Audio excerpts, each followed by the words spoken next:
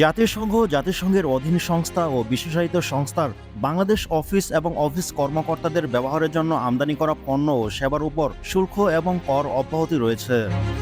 এসব প্রতিষ্ঠানের কর্মীরা ইতিমধ্যে সুবিধা ভোগ করেছেন। ভ্যাট দায়মুক্ত থেকে লাভজনক ব্যবসা পরিচালনার বিশ্বস্ত সহযোগী দ্য রিয়েল কনসালটেশন, স্বচ্ছ ভ্যাট আইনে দক্ষ ন্যায্য ভ্যাট প্রদানে। বিষয়টি স্পষ্ট করতে বুধবার 31 জুলাই সার্কুলার জারি করে জাতীয় রাজস্ব বোর্ড এনবিআর।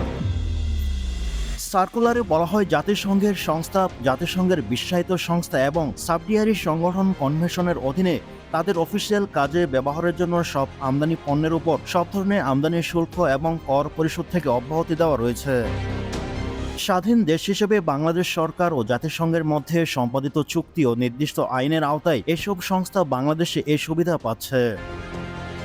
এসব সুবিধা জাতিসংঘের ইউএনডিপি, অস্কার, ইসিসির মতো 20টি সংস্থা, আইএলও, ইউনেস্কো, আইএফসির মতো 13টি জাতিসংঘের বিশেষায়িত সংস্থা এবং একটি সাবডিয়ারি প্রতিষ্ঠান ইউএনওপিএস পণ্য ও সেবা আমদানি করার ক্ষেত্রে কোনো আমদানি শুল্ক বা ট্যাক্স চার্জ ছাড়াই আমদানি করতে পারবে।